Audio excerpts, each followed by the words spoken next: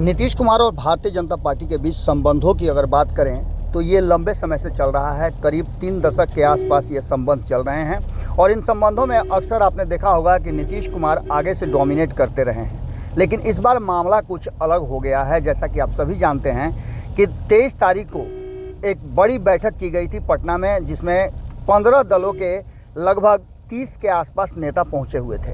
इस बैठक में क्या फैसला लिया गया इसकी तो पूरी जानकारी नहीं मिली, लेकिन इस बैठक में इतना ज़रूर तय हो गया कि नरेंद्र मोदी के विरुद्ध एक बड़ा मुहिम छेड़ा जाएगा, चुनाव लड़ा जाएगा और 2024 में नरेंद्र मोदी को सत्ता से बेदखल किया जाएगा। इसको लेकर के भारतीय जनता पार्टी, हालांकि शुरुआती क्षण में तो भारतीय जनता पार्टी ने इसे इस तरह से प्रदर्शित किया कि जैसे कुछ हुआ ही नहीं है और इसके कोई असर नहीं पड़ेंगे।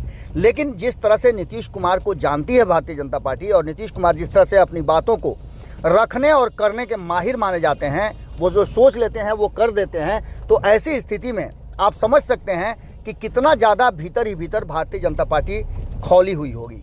इसी का नतीजा है कि लगातार बिहार पर फोकस भारतीय जनता पार्टी ने तब से और कर दिया है जब से 10 महीने पहले नीतीश कुमार एनडीए छोड़कर महागठबंधन की तरफ गए हैं। आपको पता होगा कि नीतीश कुमार ने जब महागठबंधन छोड़ा था, माफ़ कीजिएगा, जब एनडीए छोड़कर महागठबंधन की तरफ शिफ्ट किया था, तो उन्होंने स्पष्ट कहा था कि छोड़ने का कारण सिर्फ और सिर्फ यही है कि हमारी पार्टी और हमारे संगठन के साथ साथ हमारी कुर्सी पर भी नज़र थी भारतीय जनता पार्टी की।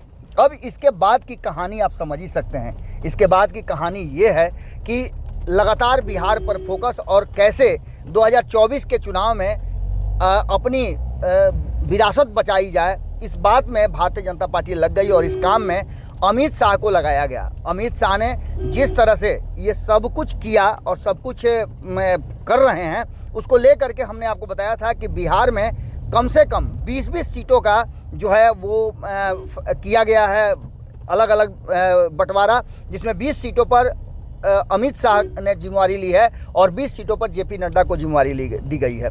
24 तारीख को 23 तारीख के मीटिंग के तुरंत बाद जेपी नड्डा ने अपनी पटना की यात्रा को कैंसिल कर दिया था और एक बड़ी मीटिंग दिल्ली में की गई थी, जिसमें बिहार से जुड़े हुए नेता भी पहुंचे थे।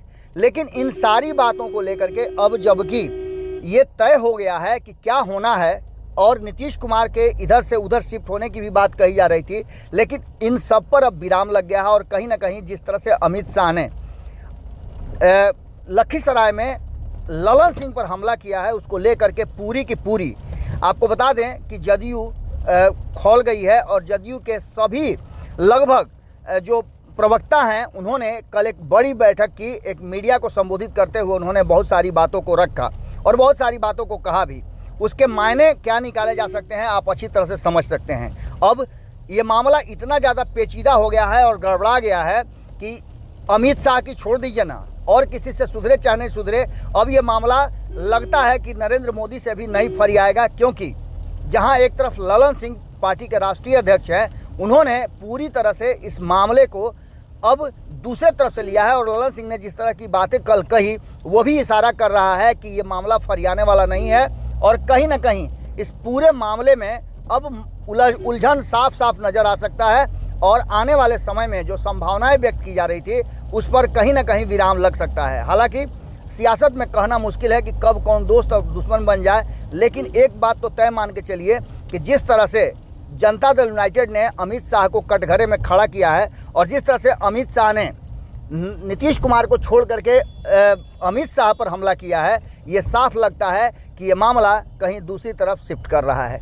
जुड़े रहिएगा भारत लाइव के साथ, खबरों का सिलसिला लगातार जारी है। बहुत बहुत धन्यवाद। अगर ये वीडियो पसंद आई और वह बिहार के राजनीति और बिहारियत से सरोकार रखेनी तो सब्सक्राइब बटन दबा के चैनल के सब्सक्राइब कर ली। ओजे एगो घंटी बा, ओकरा बटन दबा देला से कुल सटीक और मारक खबर रुआ मुफ्त में मिल जाई। अगर रुआ पत्रकारिता के हमनी के नया प्रयोग में सहयोग कर चाहतानी तो ज्वाइन बटन दबा दी। पेटीएम नंबर नोट कर ली 9386816700। धन्यवाद।